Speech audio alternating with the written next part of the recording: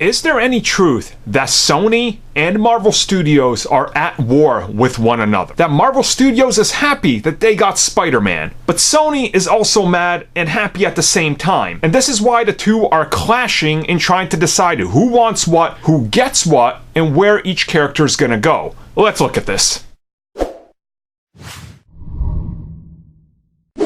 So before we get into this, it has to be made very clear. Sony and Disney are completely separate companies. They are rivals to one another. The fact that they're working together and Spider-Man is in the MCU is out of pure necessity for Sony needing to put the character in there. If they would have rebooted Spider-Man for the third time without introducing him in the MCU, the hatred would be through the roof. It would absolutely be abysmal, and Sony would have had a giant target of hatred on their back for the rest of the studio's existence. That's why they had to make the deal to put Spider-Man in the MCU. It was the only correct choice. I talked about this like weeks after Amazing Spider-Man 2 bombed. Videos are out there of me being like, they're gonna make that deal. They have to. You can't reboot Spider-Man without it. That's the way it has to go. Now, naturally, Sony at the same time is developing their own separate universe that's rivaling in box office and, of course, characters from the Spider-Man universe, and they're putting it up on the screen. And yeah, the two studios are at war with one another. Of course they are. If Disney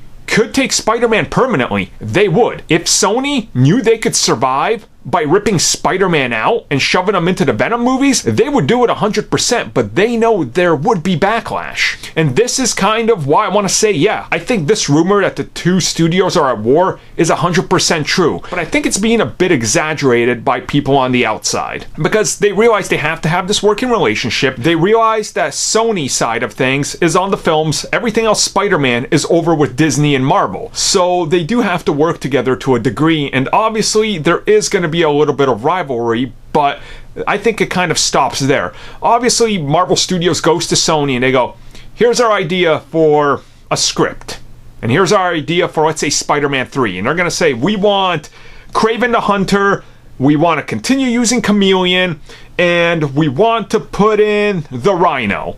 And then Sony's like, that's good and all, but we were going to put Kraven into Venom 3. And then Marvel Studios goes, so we can't have him, right? And Sony's gonna say no because they got plans for him. It's as simple as that. So you see these restrictions all over the MCU version of Spider-Man already due to the simple fact that they don't own the character. I mean, rest assured, if Disney owned Spider-Man, there would be no restrictions. They probably would have hinted at the symbiote already multiple times because they know there's money in there.